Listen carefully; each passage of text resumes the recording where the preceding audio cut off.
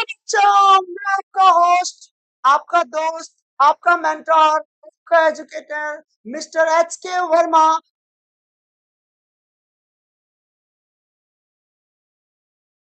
बात करेंगे हम लोग बेटा किसका? Application of dimension. Application of dimension का,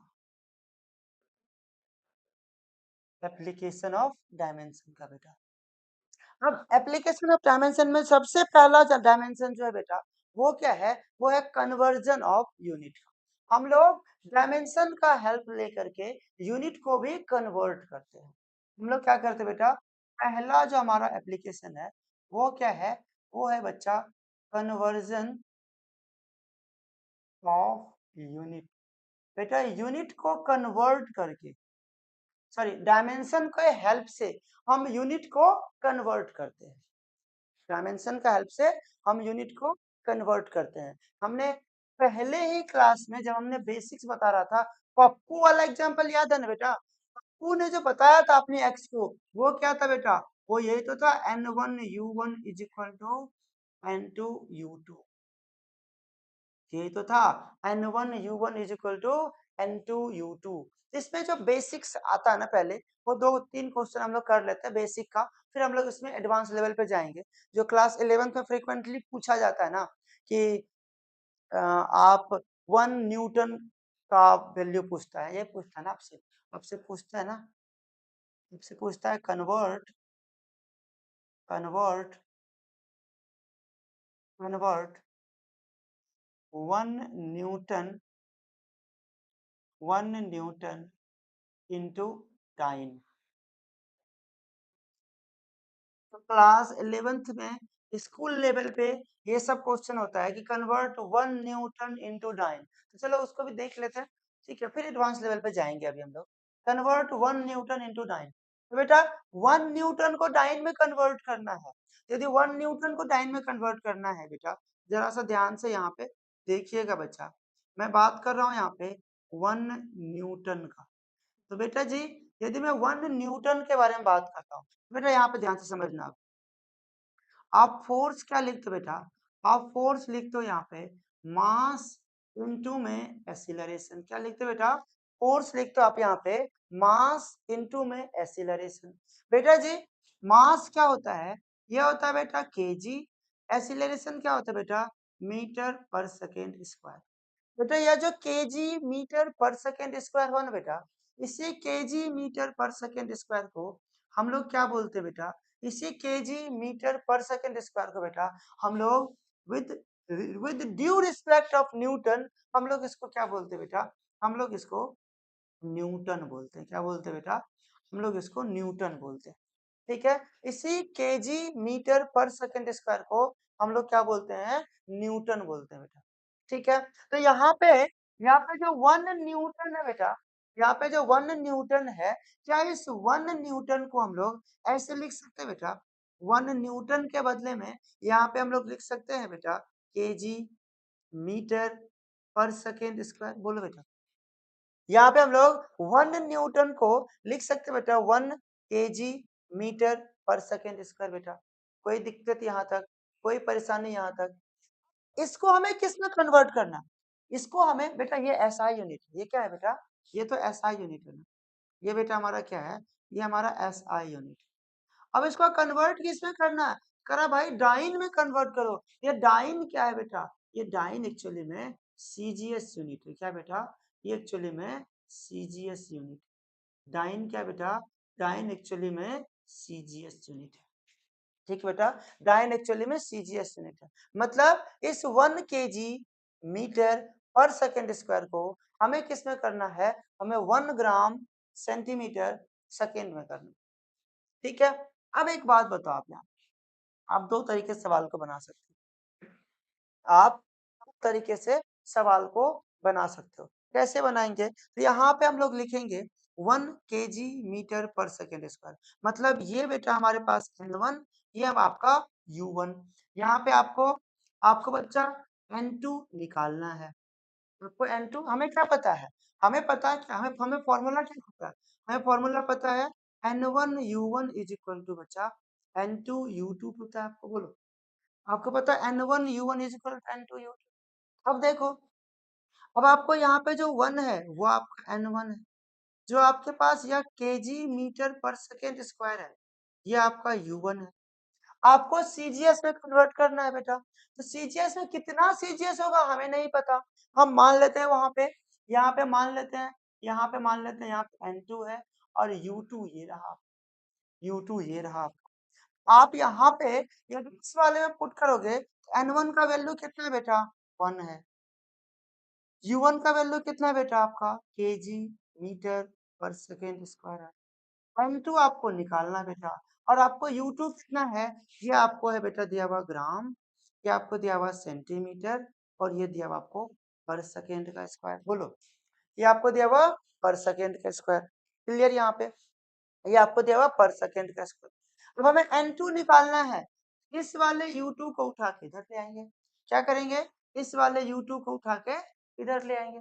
तो यहाँ पे बच्चा क्या हो जाएगा, देखो यहाँ पे बच्चा हमारा हो जाएगा N2 is equal to 1 kg के नीचे में ग्राम कर दो, ठीक है, इनटू में बच्चा मीटर के नीचे में यहाँ पे सेंटीमीटर कर दो, और यहाँ पे पर सेकेंड स्क्वायर तो पर सेकेंड स्क्वायर ही रहेगा।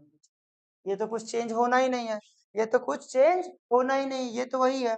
तो यहाँ पे देखो बच्चा, जब हम लोग केजी को कन्वर्ट करेंगे, जब हम लोग बच्चा यहाँ पे केजी को कन्वर्ट करेंगे ग्राम में, कितना हो जाएगा बेटा, 1000 ग्राम हो जाएगा। बोलो क्या हो जाएगा, 1000 ग्राम हो जाएगा, 1000 ग्राम हो जाएगा।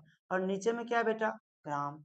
यदि आप यहाँ पे मीटर को चेंज करोगे बेटा, 100 सेंटीमीटर हो जाएगा बेटा, और ये क्या हमारा सेंटीमीटर, और पर सेकेंड स्क्वायर तो बेटा पर सेकेंड स्क्वायर ही रहेगा, है ना, पर सेकेंड स्क्वायर तो बेटा पर सेकेंड स्क्वायर ही रहेगा। तो यहाँ से देखो बेटा, ग्राम से ग्राम कैंसिल आउट हो जाएगा, सेंटीमीटर से सेंटीमीटर कैंसिल आउट हो जाएगा, पर सेकेंड स्क्वायर से पर सेकेंड स्क्वायर कैंसिल आउट हो जाएगा।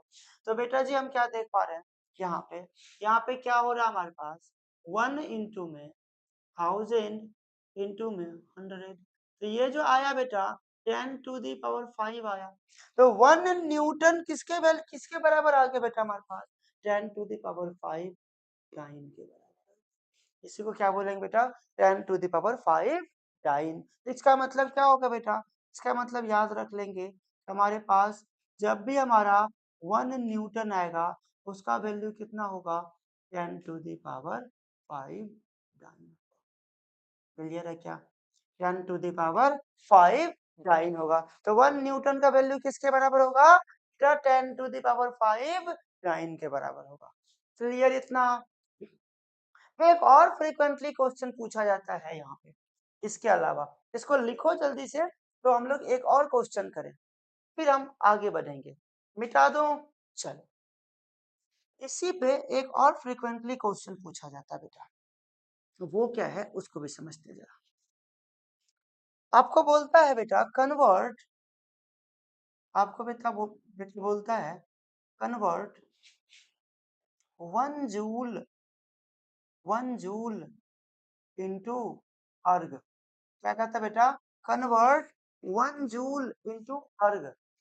अब बेटा जूल का बात आया, हमें क्या पता है, हमें पता है वर्क डन, वर्क डन क्या होता है बेटा, वर्क डन होता है बेटा आपके पास फोर्स इनटू में डिस्प्लेसमेंट। क्या होता है बेटा, फोर्स इनटू में डिस्प्लेसमेंट। अब यहाँ पे जो फोर्स है बच्चा, जो फोर्स यहाँ पे है वो क्या होगा, वो होगा केजी मीटर पर सेकेंड स्क्वायर। जो डिस्प्लेसमेंट होगा वो क्या होगा, मीटर। तो यहाँ पे क्या होगा बेटा, केजी मीटर स्क्वायर पर सेकेंड स्क्वायर। क्या होगा, केजी मीटर स्क्वायर पर सेकेंड स्क्वायर। तो यहाँ पे ये जो बच्चा केजी मीटर स्क्वायर पर सेकेंड स्क्वायर हुआ बेटा, इसी को हम लोग क्या कहते हैं, इसी को हम लोग जूल कहते हैं। इसी को क्या कहते हैं, इसी को हम लोग बेटा जूल कहते हैं। अब ये अर्ग क्या है, ये क्या है बेटा, ये तो एसआई यूनिट हो गया, ये तो बेटा एसआई यूनिट हो गया जूल, जिसको हम लोग केजी मीटर स्क्वायर पर सेकेंड स्क्वायर कहते हैं। अब ये जो बेटा अर्ग है ना, अर्ग, ये फिर से सीजीएस यूनिट है, ये आपका सीजीएस यूनिट है। ये आपका क्या है? सीजीएस यूनिट है। तो बेटा जी यहाँ पे 1 जूल को देखो, यहाँ पे यदि आप लिखोगे, यहाँ पे यदि आप लिखोगे 1 जूल बेटा, तो 1 जूल का मतलब क्या लिखोगे? आप लिखोगे 1 kg मीटर स्क्वायर पर सेकेंड स्क्वायर। आपको क्या पता हो गया बेटा? आपको N1 का वैल्यू पता हो गया, आपको बेटा यहाँ पे U1 का वैल्यू पता हो गया। आप क्या कर रहे हो? आपको कितना अर्क बनना है वो तो निकालना है। यहाँ पे N2 आपको निकालना है। आपको यहाँ पे क्या करना है बेटा? आपको N2 का वैल्यू निकालना है, और आपको U2 पता है बेटा क्या? ग्राम सेंटीमीटर स्क्वायर और पर सेकेंड स्क्वायर। ठीक है, ये तो आपको पता है। तो चलिए रख दे फॉर्मूले पे। क्या है बेटा हमारा फॉर्मूला? हमारा फॉर्मूला है N1 U1 is equal to N1 U1 is equal to N2 U2। क्या है बेटा? N1 U1 is equal to N2 U2। N1 का वैल्यू कितना बेटा? 1 है। U1 का वैल्यू कितना है बेटा आपका? kg मीटर स्क्वायर पर सेकेंड स्क्वायर। और बच्चा N2 आपको फाइंड आउट करना है। U2 का वैल्यू कितना है आपको बच्चा? ग्राम सेंटीमीटर स्क्वायर पर सेकेंड स्क्वायर। बोलो बेटा। अब आपको N2 निकालना है, इसको उठा के इधर लेके आ जाओ बेटा। आप क्या लिखोगे? आप लिखोगे N2 is equal to 1 into में kg अपॉन ग्राम लिख दो, इंटू में metre square upon centimetre square लिख दो, इंटू में पर सेकेंड स्क्वायर अपॉन में पर सेकेंड स्क्वायर लिख दो। अब बेटा केजी को ग्राम में कन्वर्ट करोगे आप, क्या होगा बेटा? 1 इंटू में 1000 ग्राम अपॉन में ग्राम, इंटू में 100 सेंटीमीटर का होल स्क्वायर अपॉन में बचा सेंटीमीटर का स्क्वायर, और सेकेंड से सेकेंड तो कैंसल आउट हो गया। तो बेटा यहाँ ग्राम से ग्राम भी कैंसल आउट हो गया। तो यहाँ पे बेटा आपको क्या मिला? तो मिला 1, दिखाई दे रहा है ना? 1 इंटू में 1000 इंटू में बचा 40 सेंटीमीटर का स्क्वायर अपॉन में बेटा सेंटीमीटर का स्क्वायर। सेंटीमीटर के स्क्वायर से सेंटीमीटर का स्क्वायर कट्टी कट्टी हो गया। यहाँ पे 4 0, यहाँ पे 3 0, क्या हो गया बेटा? 10⁻⁷ अर्ग। क्या हो गया बेटा? 10⁻⁷ अर्ग। मतलब हमें क्या याद रखना है? हमें याद रखना है कि 1 जूल का वैल्यू क्या होता है? 10⁻⁷। बोलो। ठीक है, ये था बिल्कुल हमारा कन्वर्जन ऑफ यूनिट में, ये था हमारा बेटा कन्वर्जन ऑफ यूनिट में पहला 2 बेसिक्स क्वेश्चन। ठीक है, अब आगे हम लोग कुछ एडवांस लेवल का क्वेश्चन करते हैं, कुछ आगे का क्वेश्चन करते हैं। मिटाओ इसको। चलो चलो, फॉर्मूला हमारा यही है, N1 U1 is equal to N2 U2। Formula हमारा बिल्कुल यही है। क्या है? N1 U1 is equal to N2 U2। हमारा बिल्कुल कन्वर्जन का एक ही रूल है, N1 U1 is equal to बेटा N2 U2। चलो आओ बात करेंगे हम लोग N1 U1 is equal to N2 U2 में पहला सवाल का बेटा।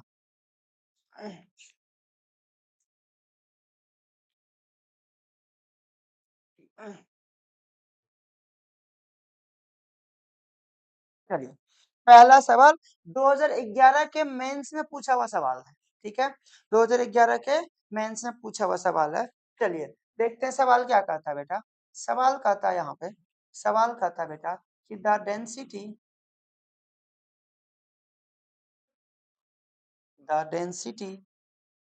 Of material, density of material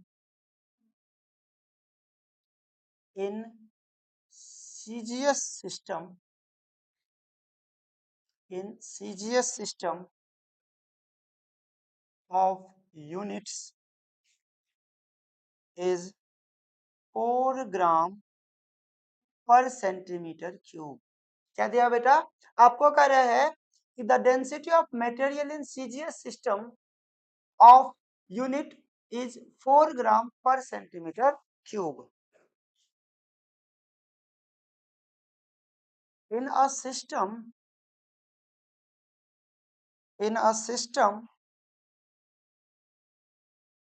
of unit in which unit of length is 10 centimeter and unit of mass is 100 gram.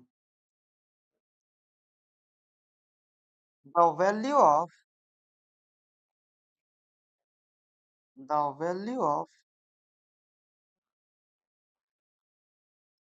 density of material will be, क्या कह रहा है बेटा आपको कह रहा है density of material will be, ठीक है। आपको क्या कर रहा है यहाँ पे, आपको बेटा कह रहा है हमारा कि the density of material in CGS system of unit is 4 ग्राम पर centimetre cube in a system of unit in which unit of length is 10 centimeter and unit of mass is 100 gram and the value of density of material will be, आपको material का density बोल रहा निकालने के लिए बेटा, ठीक है। आपको मटेरियल का क्या बोल रहा, आपको मटेरियल का डेंसिटी बोल रहा निकालने के लिए, ठीक है। बनेगा क्या, ट्राई करेंगे क्या, पॉज करके ट्राई कीजिए फिर मैं बना देता हूँ। पॉज करके ट्राई कीजिए, हमारे पास जो फॉर्मूला है उसी का यूज करेंगे। N1U1 इज इक्वल टू हम लोग N2U2 का ही यूज करेंगे बेटा, हम लोग N1U1 is equal to N2U2 का ही यूज करेंगे बच्चा, बिल्कुल हम लोग N1U1 is equal to N2U2 का ही यूज करेंगे।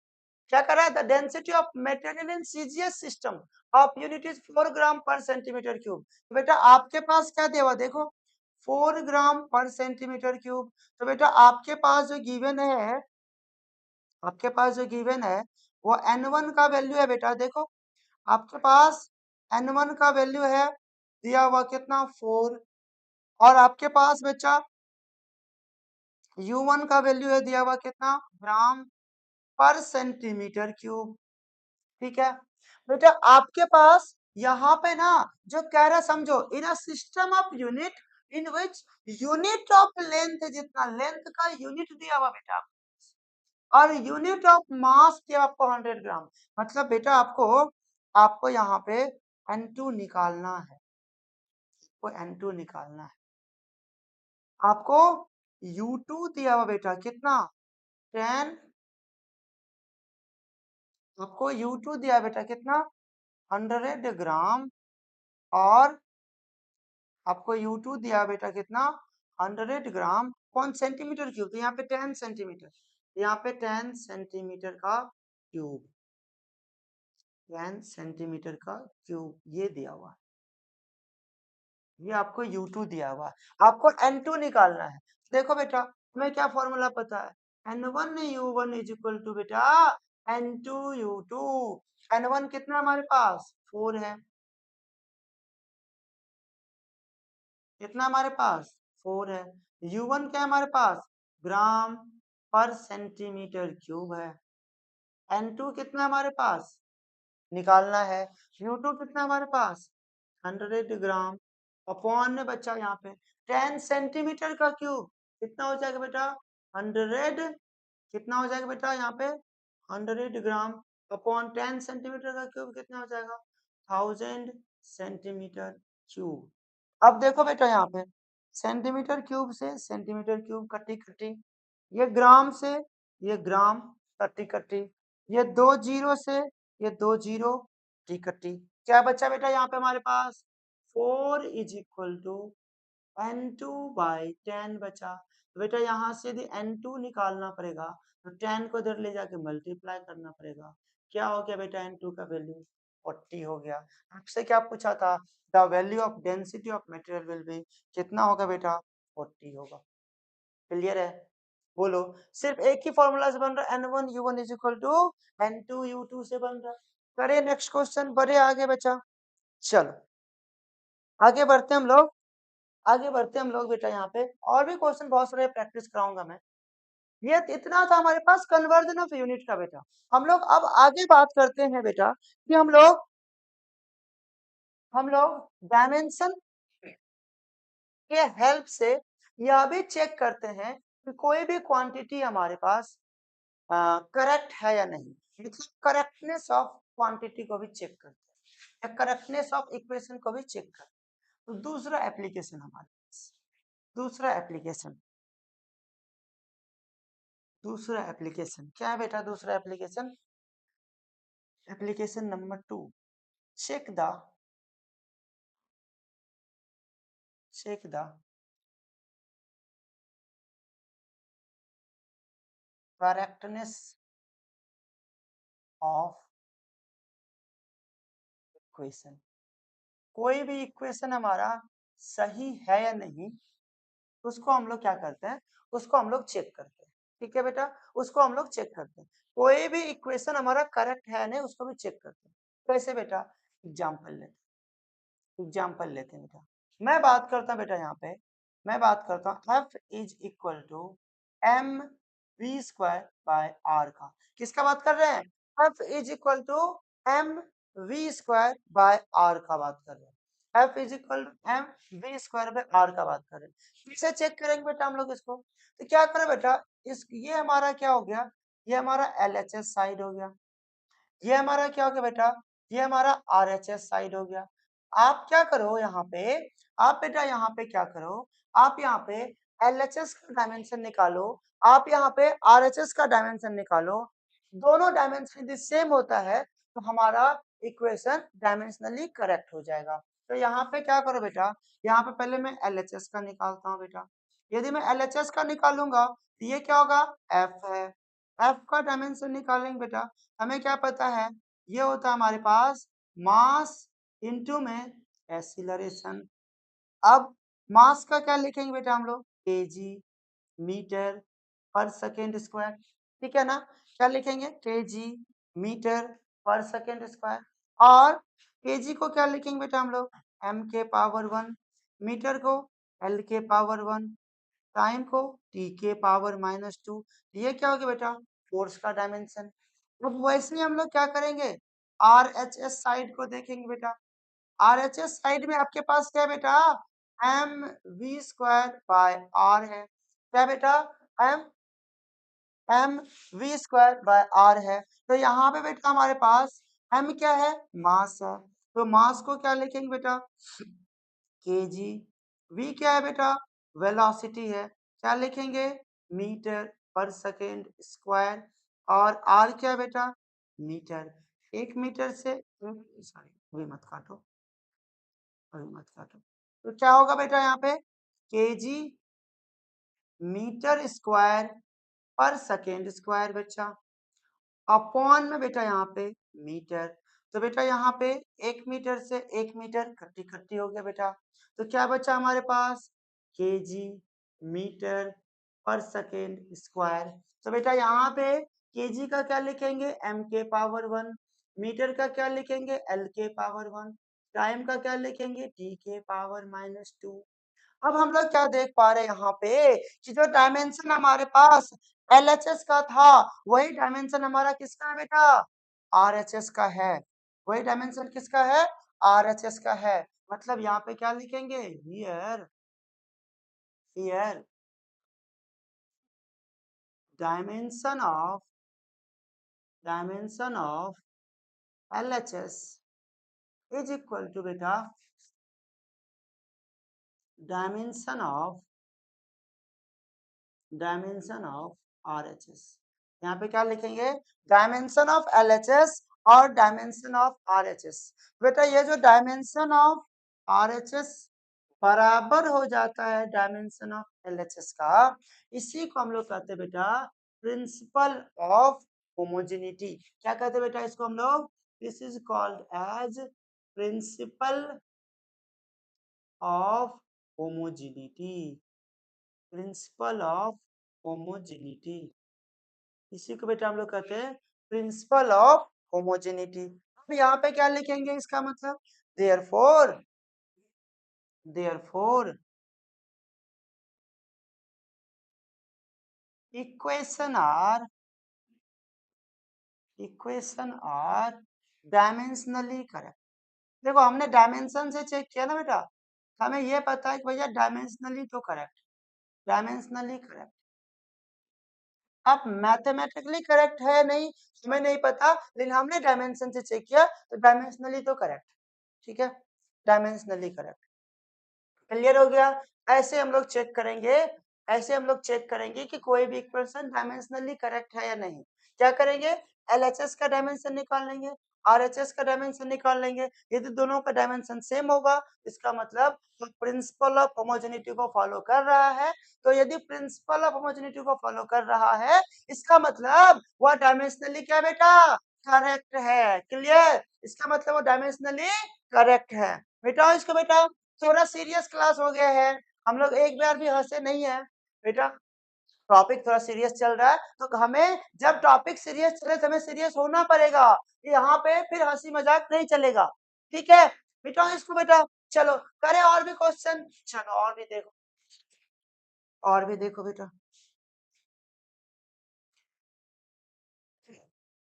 मैं लिखता हूँ यहाँ पे दूसरा एग्जाम्पल, दूसरा example v is equal to U plus AT, v is equal to U plus AT. बेटा अब यहाँ पे चेक करते हैं हम लोग एलएचएस को, पहले एलएचएस को चेक करते हैं। एलएचएस को यदि हम लोग चेक करेंगे बेटा यहाँ पे क्या होगा, v, v का डायमेंशन क्या होगा, अब तो डायरेक्ट लिख सकते हैं क्या होगा बेटा, v का डायमेंशन मास तो है ही नहीं, m0 l1 t माइनस 1। बेटा यदि आरएचएस साइड से चेक करेंगे हम लोग, अब आरएचएस साइड चेक करो, u प्लस एटी है। अब u क्या है, u भी तो वेलोसिटी है बेटा, तो डायरेक्ट लिख लूं क्या, डायरेक्ट लिख सकते हैं हम लोग यहाँ पे u क्या होगा बेटा, m1 सॉरी, डायरेक्ट लिख लो या चलो मैं कर दूं, क्या करूं क्या करूं क्या करूं बोलो, दोनों को खोल देता हूँ नहीं तो फिर आपको कंफ्यूजन हो। रुको रुको रुको रुको, दोनों को खोल देता हूँ। देखो बच्चा मैं बोल रहा हूँ यहाँ पे एलएचएस, एलएचएस बोल रहा हूँ तो यहाँ पे v क्या है बेटा, मीटर पर सेकेंड, ऐसे खोल लो कोई बात, मीटर पर सेकेंड। तो यहाँ पे क्या होगा बच्चा, L1 t माइनस 1, ये डायमेंशन हो गया। वैसे ही बच्चा हम लोग बात करेंगे आरएचएस का, आरएचएस का बात करेंगे तो क्या होगा बच्चा, u प्लस एटी। अब u क्या है बेटा हमारा, मीटर पर सेकेंड, प्लस एटी क्या बचा हमारे पास, मीटर पर सेकेंड स्क्वायर, इनटू में टाइम क्या होगा बच्चा, सेकेंड, एक सेकेंड से एक सेकेंड कट्टी कट्टी हो गया, तो क्या बचा बच्चा यहाँ पे, मीटर पर सेकेंड प्लस का मीटर पर सेकेंड, तो ये क्या हो गया बेटा, 2 मीटर पर सेकेंड। बेटा 2 तो कांस्टेंट है, हमें तो यूनिट डायमेंशन से मतलब है, तो यहाँ पे इसका डायमेंशन क्या हो जाएगा, L1 t minus 2 sorry L1 t minus 1, दोनों का डायमेंशन क्या है, सेम है। तो हम क्या देखेंगे यहाँ पे, तो यहाँ भी हम लोग लिखेंगे बच्चा here dimension of, here dimension of, dimension of LHS is equal to बच्चा जी dimension of RHS, dimension of RHS। मतलब यहाँ बोल सकते हैं देयरफॉर, बोल सकते हैं देयरफॉर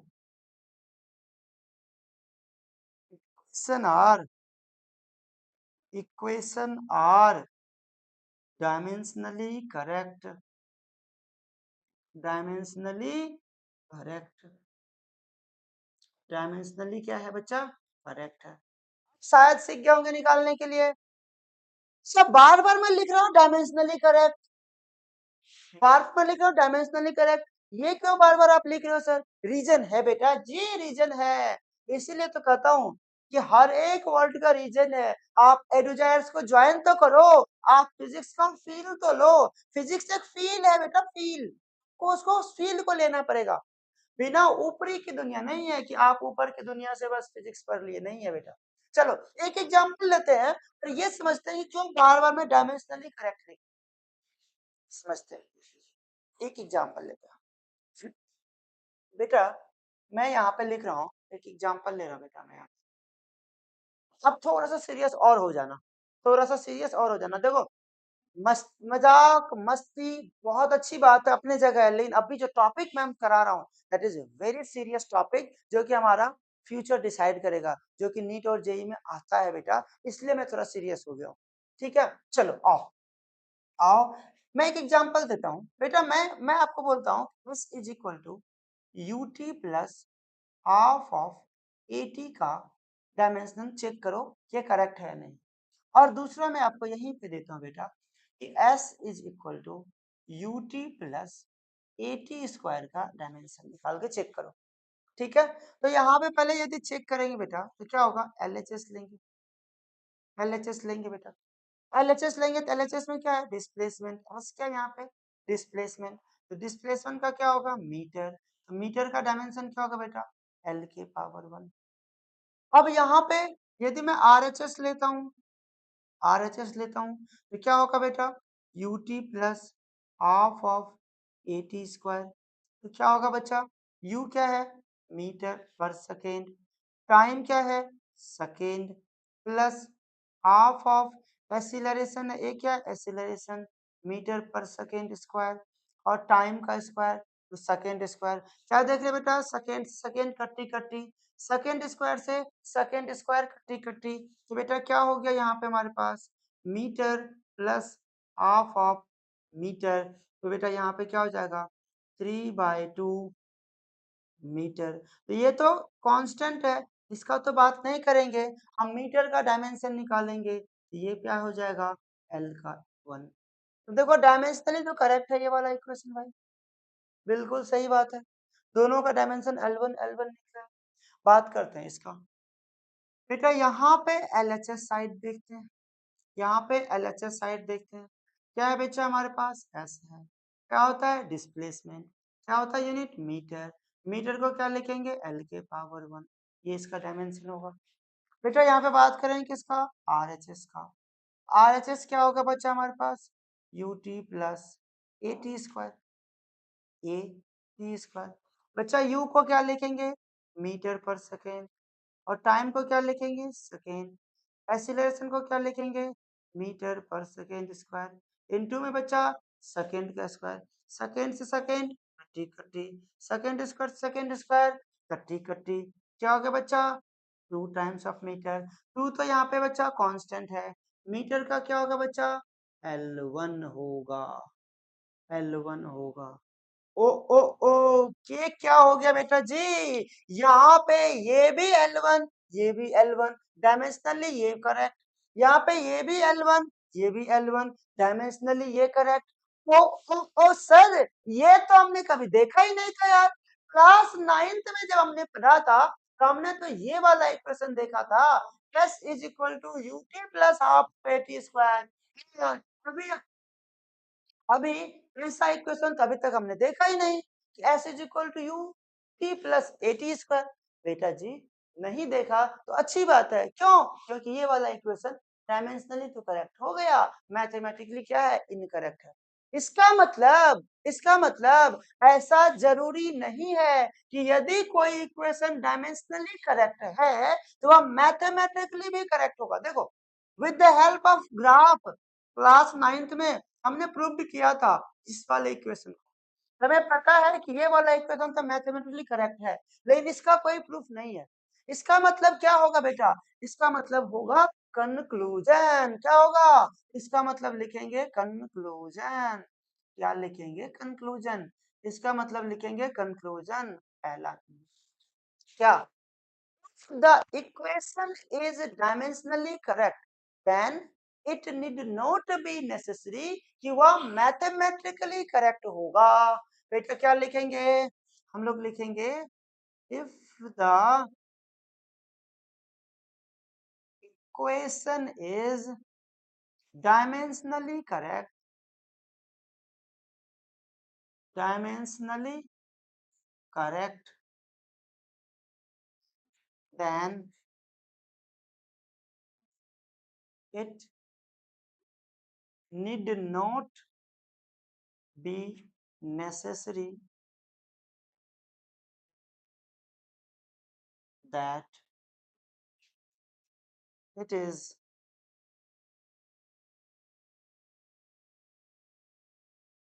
mathematically correct।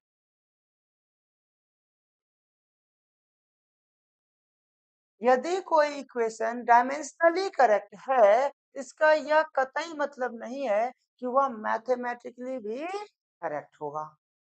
ठीक है, लेकिन बच्चा if an equation is mathematically correct,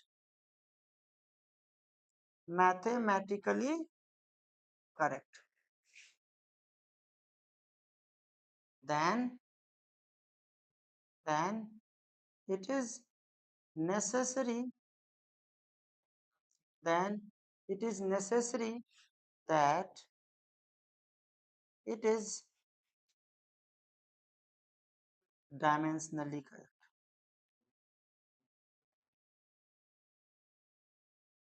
dimensionally correct. तो यदि कोई इक्वेशन मैथमेटिकली करेक्ट है, जैसे ये वाला इक्वेशन, तो ये जरूरी है कि डायमेंशनली भी करेक्ट होगा। लेकिन यदि कोई डायमेंशनली करेक्ट है, जरूरी नहीं है कि मैथमेटिकली भी करेक्ट होगा। क्लियर हो गया? अब तो दूसरा वाला एप्लीकेशन क्लियर हो गया। अच्छा, आओ बात करेंगे हम लोग किसका बेटा, बात करेंगे हम लोग थर्ड वाला एप्लीकेशन, थर्ड एप्लीकेशन का बात करेंगे, जो कि है बेटा with the help of dimension ना, with the help of dimension हम फॉर्मूले को भी derive, with the help of dimension हम फॉर्मूले को भी डिराइव करते हैं। तो तीसरा एप्लीकेशन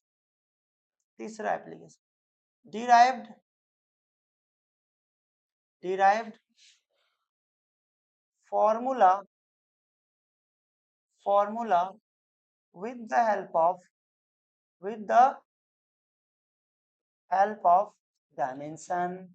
क्या कर रहा है? Derived formula with the help of dimension. डायमेंशन के हेल्प से हम फॉर्मूला भी क्या करते हैं बेटा? डिराइव्ड करते हैं। चलो एनसीईआरटी का एक सवाल है, बहुत प्यारा सा सवाल है, उस सवाल को थोड़ा सा लेते हैं। उसमें कहता है बेटा, उसमें कहता है कि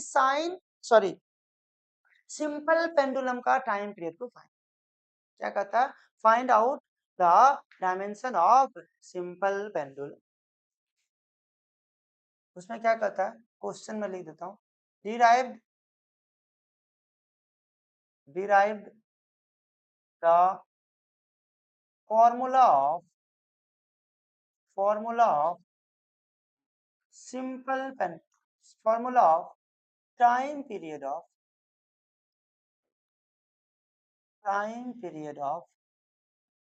सिंपल पेंडुलम। ठीक है, कहता है कि आप क्या करो, डिराइव्ड करो formula of time period of simple pendulum. ठीक है, चलो करते हैं बच्चा पेंडुलम क्या होता है?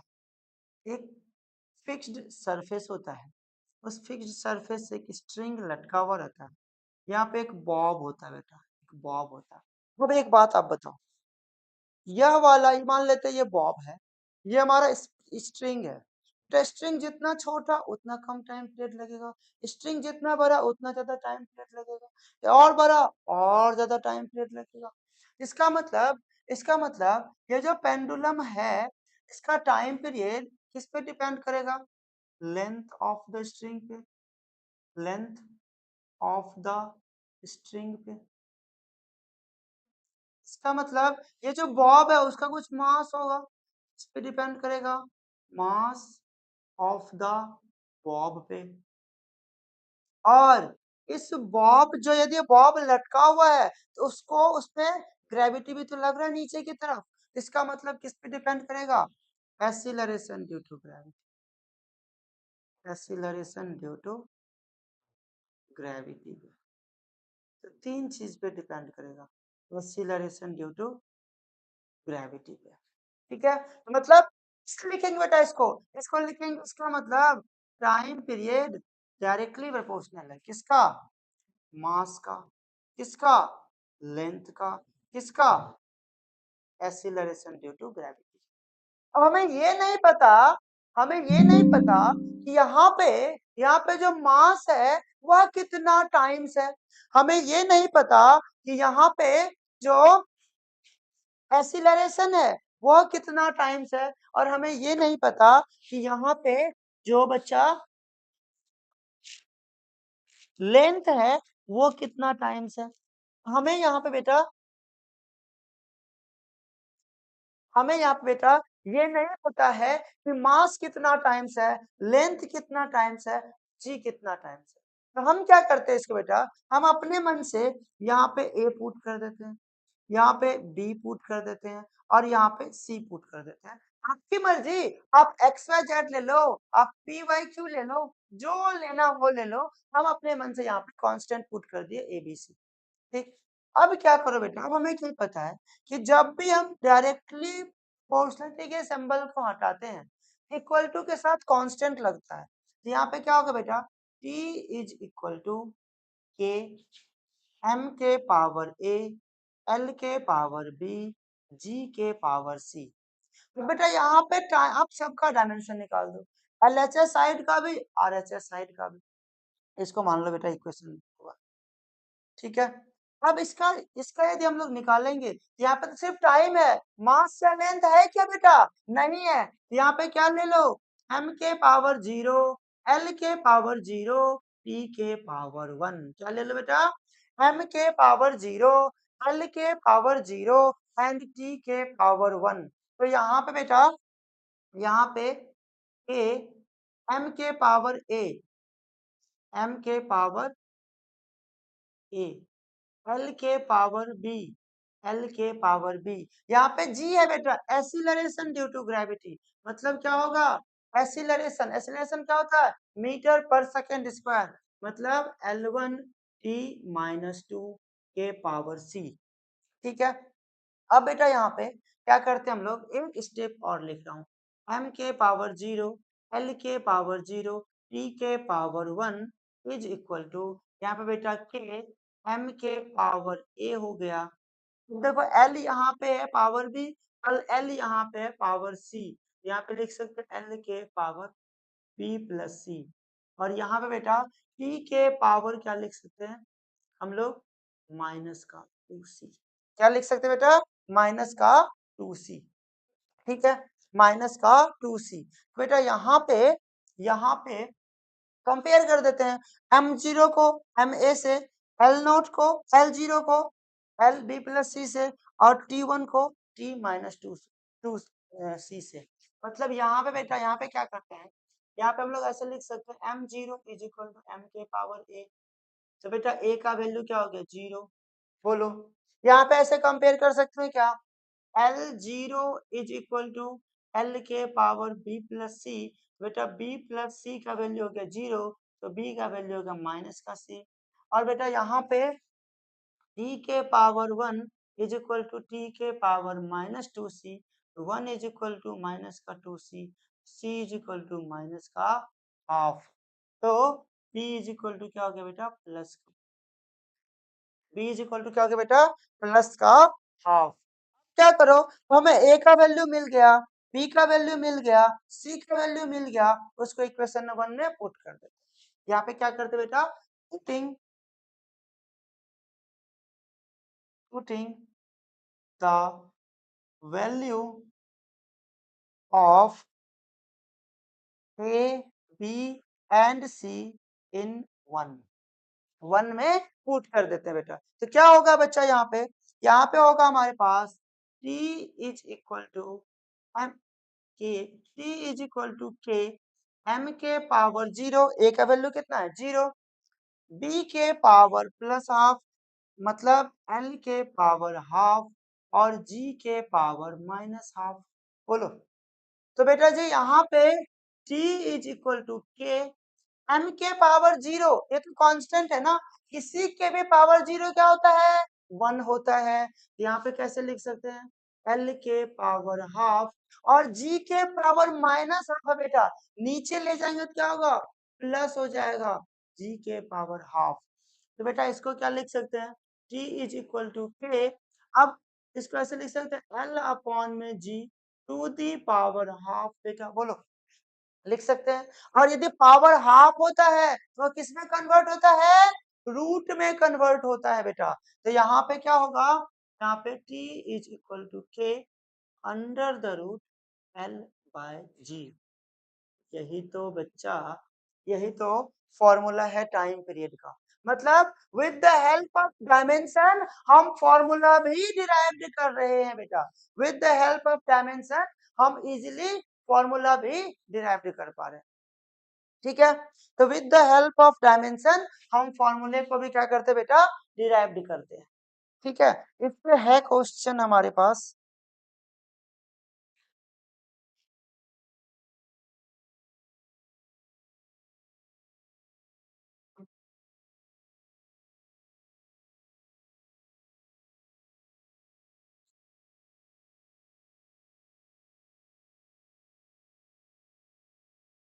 बहुत अच्छा अच्छा क्वेश्चन है।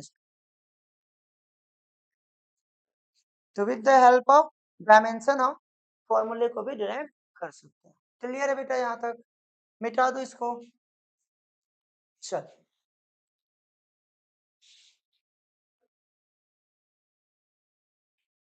देखो एक क्वेश्चन है बेटा, एक क्वेश्चन देखते हैं। 2017 में पूछा हुआ क्वेश्चन है, 2017 में पूछा हुआ क्वेश्चन है। ठीक है, चलिए देखते हैं क्वेश्चन।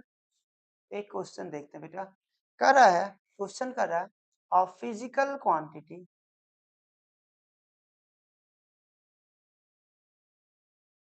क्वेश्चन कर रहा है of physical quantity of the dimension of physical quantity of the dimension of length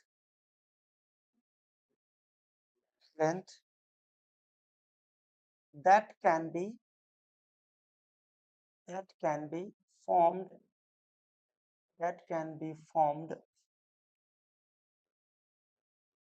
out of C G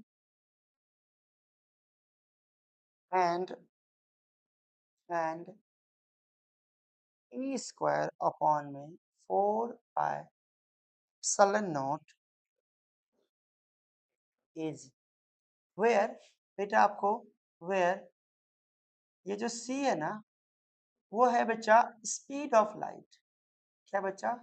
speed of light. ठीक है, और ये जो जी है ना बेटा, जी, ये है बच्चा आपको यूनिवर्सल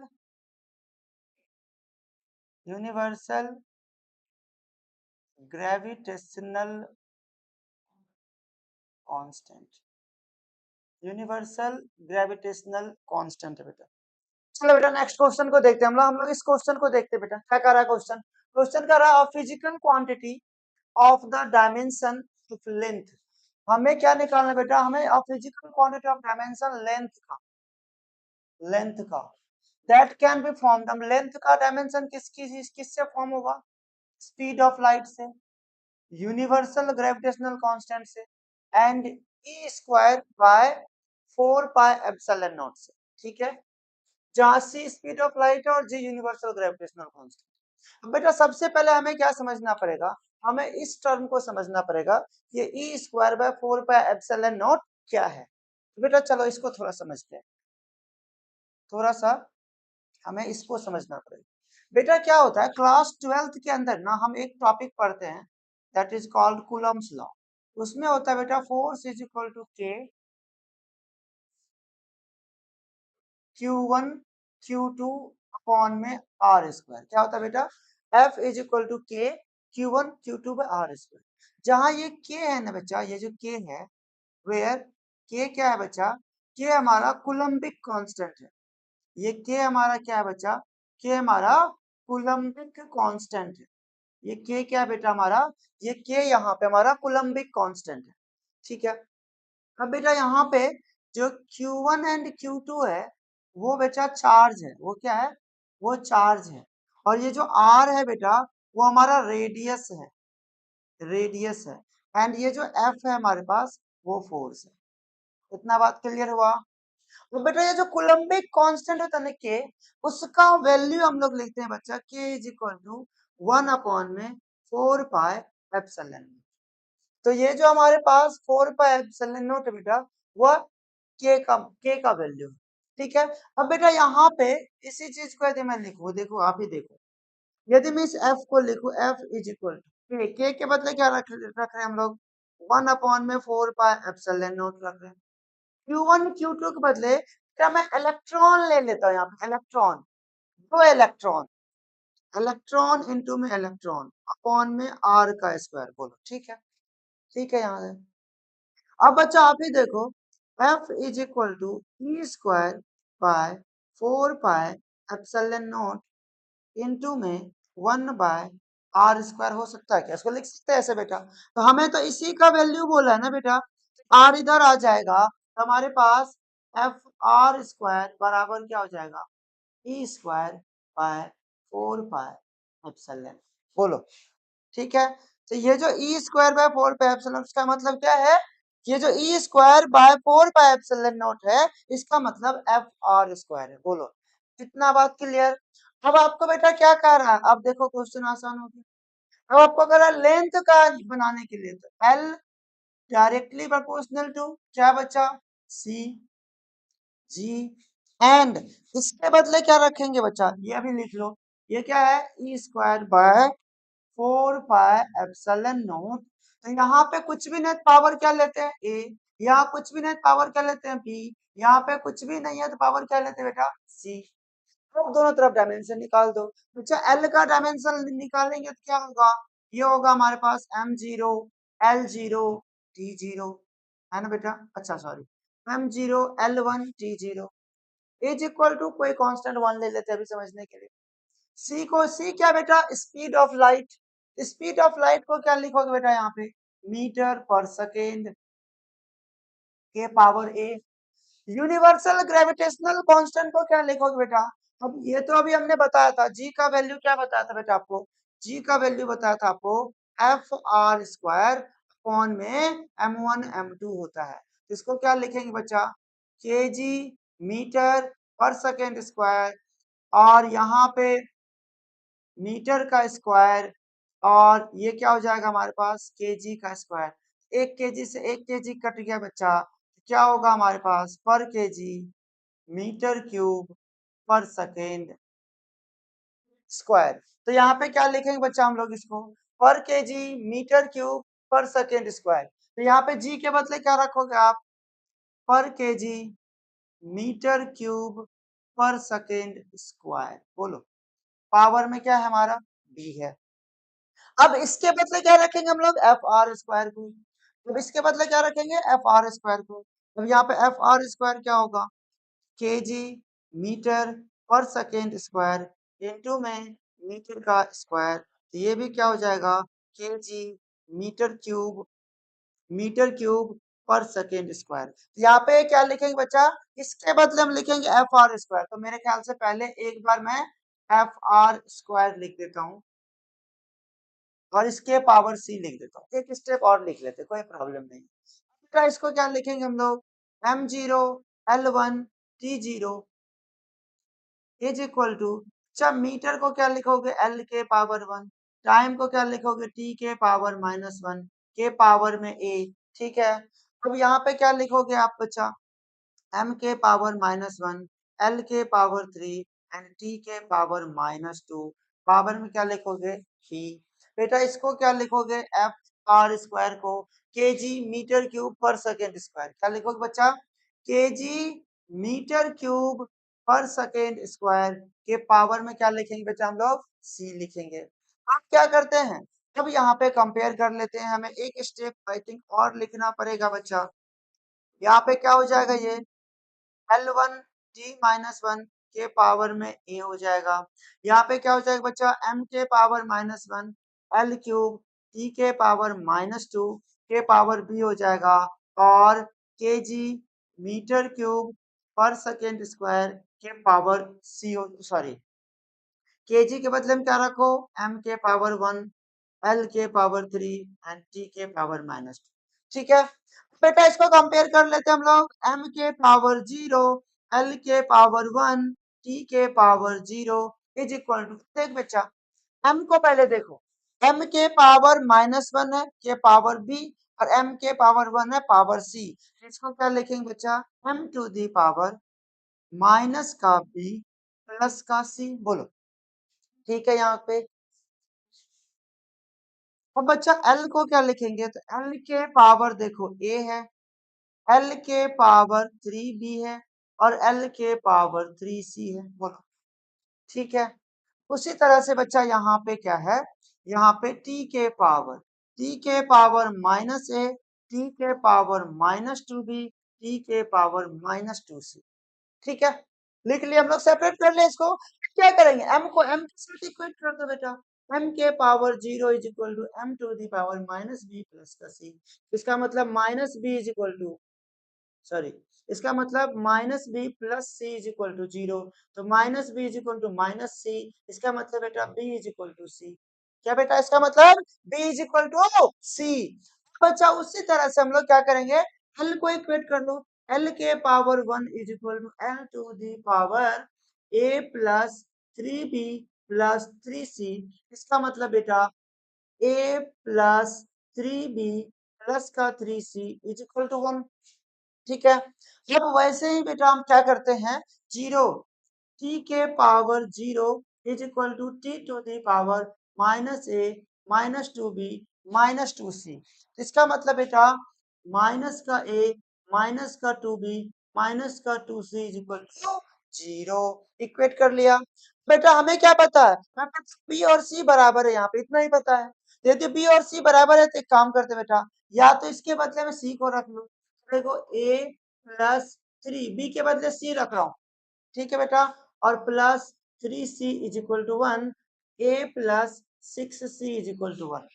यहाँ पे वही करते हैं, b के बदले में c को रख लेते हैं, तो माइनस का a माइनस का 2c माइनस का 2c is equal to 0, minus का a माइनस का 4c is equal to 0।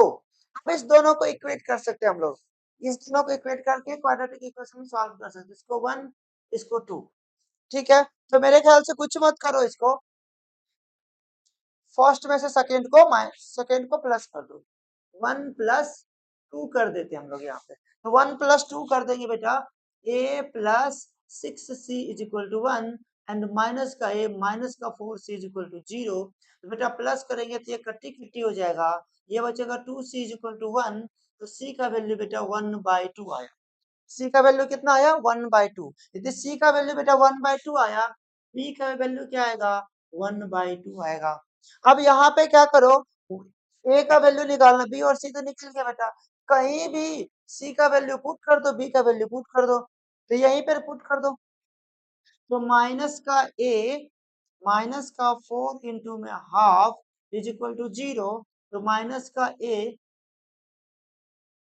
-2 is equal to 0, minus का a is equal to plus का 2, a is equal to minus का 2। a का value कितना आया बेटा, माइनस का 2 आया, ठीक है ना। यहाँ भी करते तो a का वैल्यू माइनस का 2 आया, माइनस माइनस, ठीक है। a का वैल्यू कितना है बेटा, a का वैल्यू माइनस का 2 आया, ठीक है, माइनस का 2 आया। अब आपको क्या निकल गया, a का वैल्यू माइनस का 2, b का वैल्यू हाफ और c का वैल्यू हाफ। क्या करेंगे, इस चीज को हम लोग इक्वेशन नंबर किसमें बेटा, इक्वेशन नंबर 1 में, इसमें पुट कर देते हैं हम लोग, इसमें पुट कर देते हैं, ठीक है। हमारा काम इजी गोइंग हो जाएगा। Putting the value of A B and C in जिसमें 1 में, putting the value of A B C in 1, तो यहाँ इधर मिटा रहा हूं,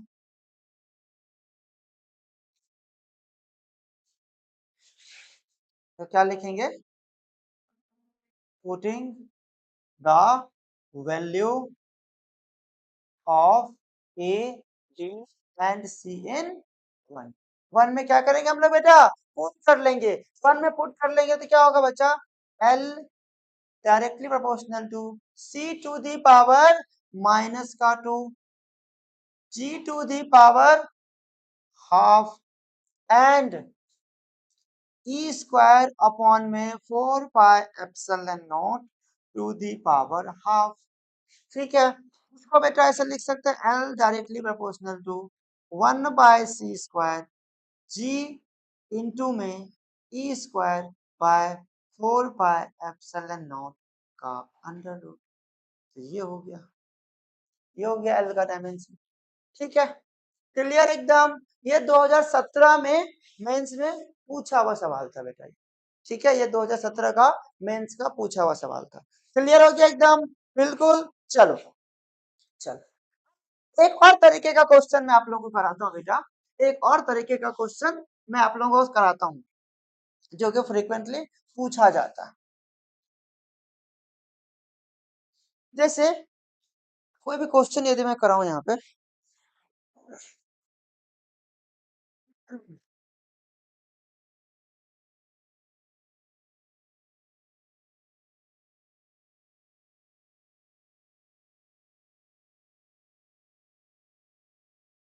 चलो क्वेश्चन आता है यहाँ पे इस तरह का।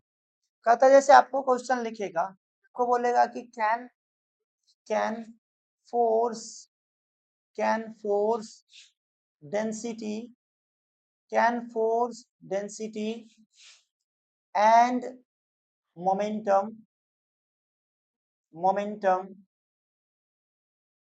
be a fundamental quantity be a fundamental quantity। आपसे क्या पूछेगा बेटा कि क्या फोर्स डेंसिटी और मोमेंटम फंडामेंटल क्वांटिटी है। मैं रैंडमली कोई एग्जांपल ले लिया बेटा। यहाँ पे हमें तरीका सीखना है कि कैसे हम इसको फाइंड आउट करेंगे, हमें सिर्फ वो तरीका सीखना है।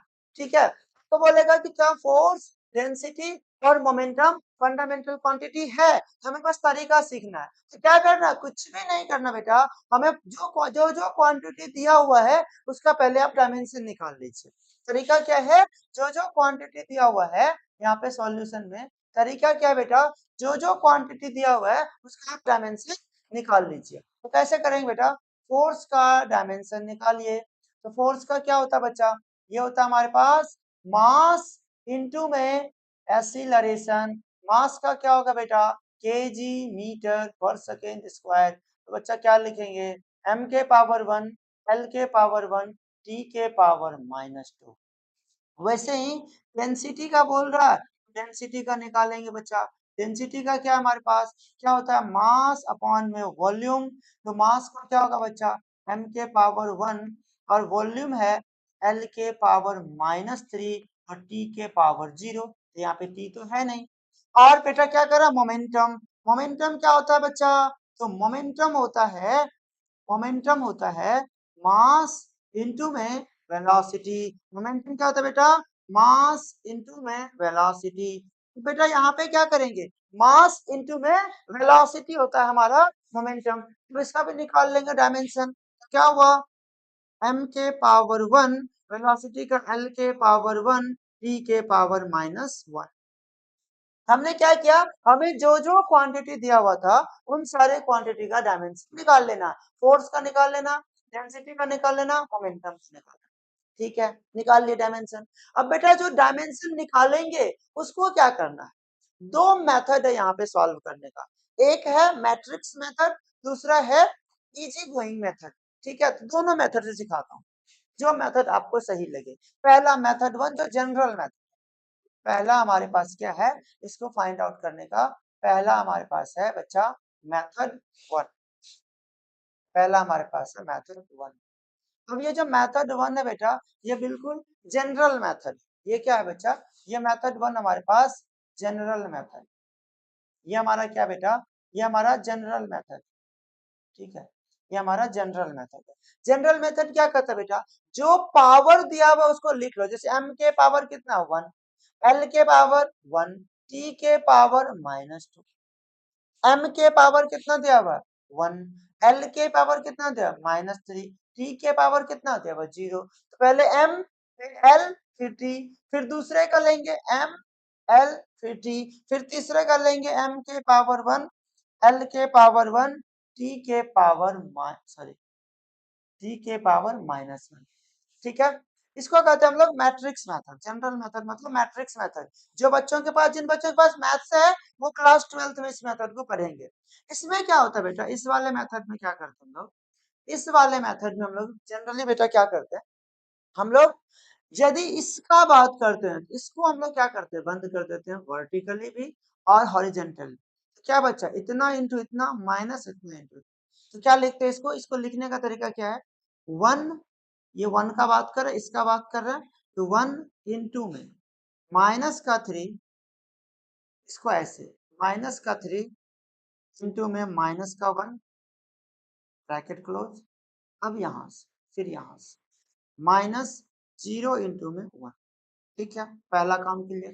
तो हम लोग दूसरे का बात करें, देखो यहाँ प्लस लिए हैं तो यहाँ पे माइनस ले, तो माइनस का 1 इंटू में, अब अब कहाँ जाएंगे, माइनस का 2 इंटू में 3, तो माइनस का 2 इंटू में 1 इंटू में 1 माइनस, अब यहाँ पे इस दोनों को लिए, अब इस दोनों को ले, 1 इंटू में माइनस का 1, ठीक है।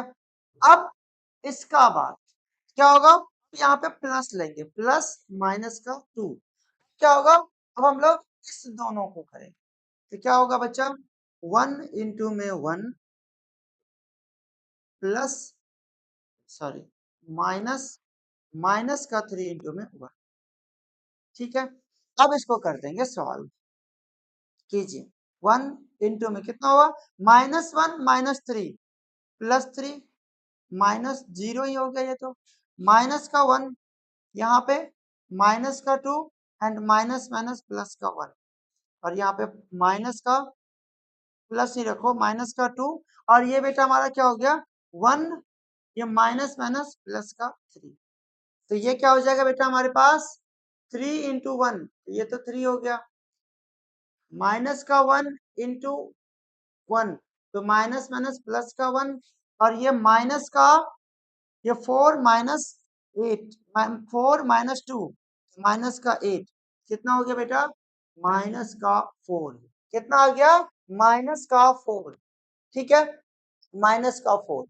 अभी रुको, पहले इस एक मेथड से हमने निकाल लिया, अब जनरल मेथड दूसरा मेथड से निकाल, जैसे हमने जनरल मेथड से निकाला, दूसरा मेथड क्या करता, मेथड 2, पहले इसको समझ लेते, मेथड 2, मेथड 2 क्या कहता है बच्चा, मेथड 2 कहता है कि आपने जो ये लिखा है ना, आपने जो ये लिखा है ना पहले वाले का, m का 1 l का 1 t का -2, आपने जो लिखा है ना ये फिर से डेंसिटी में m का 1 l का -3 एंड t का 0, आपने जो लिखा है ना इसका m का 1 l का 1 एंड t का -1 एज इट इज लिख लो, क्या करो ये जो फर्स्ट दो वाला है इसको रिपीट कर दो, फर्स्ट दो वाले को रिपीट कर दो, यहाँ पे 1 यहाँ पे 1 यहाँ पे 1, फिर हमारे पास 1, फिर हमारे पास -3, फिर हमारे पास 1, मतलब जो हमारा पावर दिया हुआ था, देखो यहाँ जो हमारे पास पावर दिया हुआ था m का l का t का m का l का t का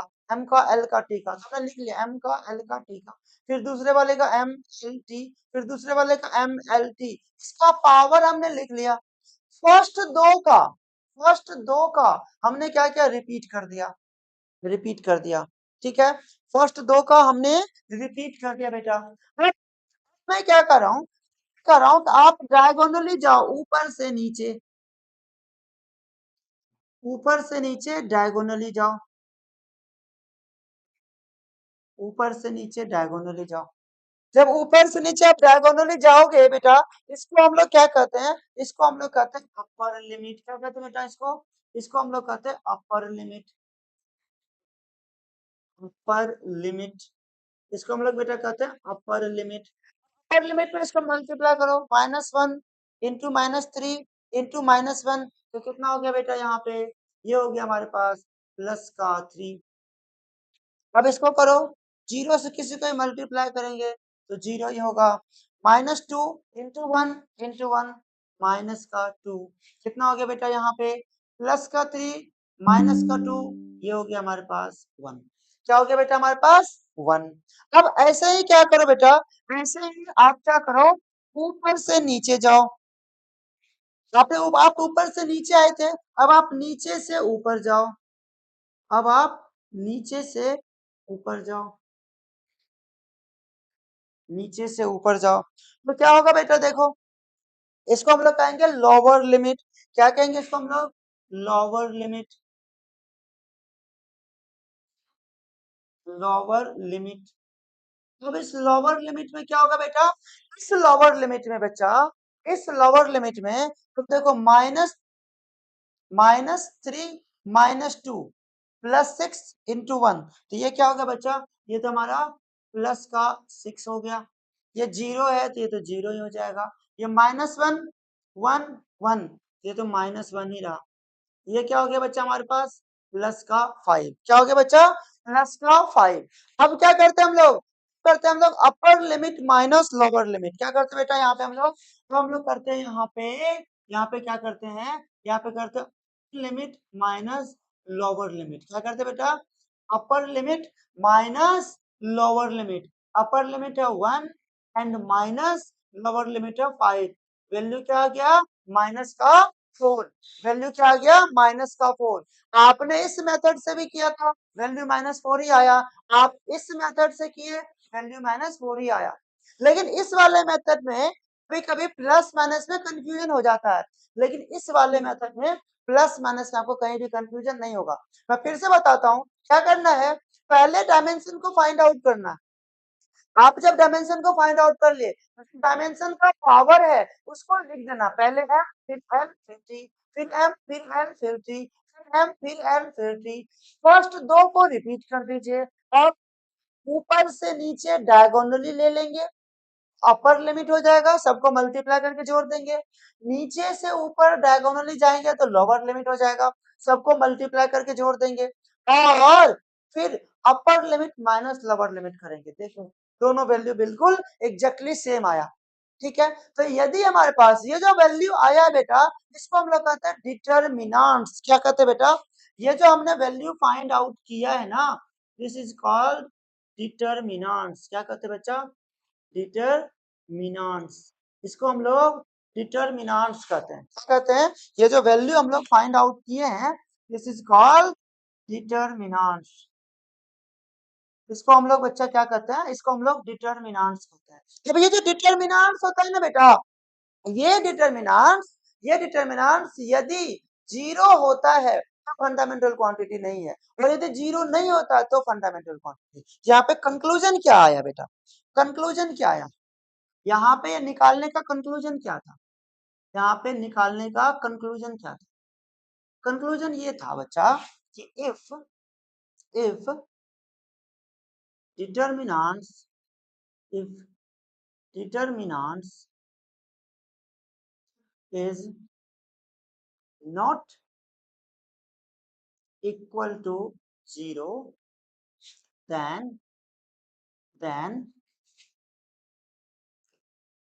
quantities will be fundamental quantities, quantity will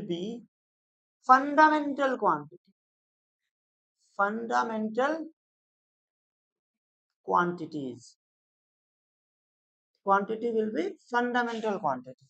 जैसे ये पूछ रहा था आपसे force density momentum fundamental quantity है या नहीं है, आप देख रहे हो क्या आया वैल्यू -4 आया, जीरो नहीं आया ना, इसका मतलब क्या है वो फंडामेंटल क्वांटिटी है, यदि जीरो होता तो फंडामेंटल क्वांटिटी नहीं होती। इफ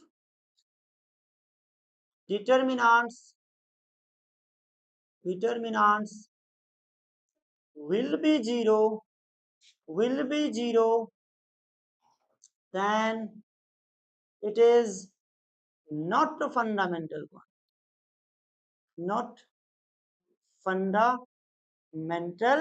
क्वांटिटी, यदि जीरो होता तो वह फंडामेंटल क्वांटिटी नहीं होता। क्लियर बेटा, तो हमारा जो डायमेंशनल एनालिसिस का टॉपिक था बेटा वो फाइनली हमारा कवर हो गया, ठीक है। अब तक हमने क्या देखा, अब तक के पास वीडियो पहुंच गया होगा, आपके पास बच्चा फंडामेंटल क्वांटिटीज का वीडियो पहुंच गया, उसका बेसिक्स पहुंच गया, आपको डायमेंशंस का रूल्स एंड रेगुलेशन वाला वीडियो पहुंच गया, आज मैंने कंप्लीट कर दिया एप्लीकेशन ऑफ डायमेंशन को। क्लियर बेटा, अब आगे हम लोग देखेंगे कल वाले लेक्चर में जो कि हमारा फोर्थ लेक्चर होना है, उसमें हम लोग क्या देखेंगे बेटा, उसमें हम लोग देखेंगे इसका एरर्स के बारे में, सिग्निफिकेंट फिगर्स के बारे में, राउंड ऑफ के बारे में, और मैं इसको खत्म कर दूंगा, ठीक है। तब तक के लिए हमारा आपका प्यारा सा चैनल्स जो है एडू जायर्स उसको सब्सक्राइब कीजिए। एच के वर्मा को ऐसे ही प्यार देते रहिए कि आप सबके लिए मैं ऐसे ही बेहतरीन लेक्चर्स लेकर के आता रहूं। बेटा साथ दो तो मेरा पूरा जो है ना टाइम आप लोगों के लिए है। आपका साथ चाहिए। ठीक है, टिल देन बाय बाय।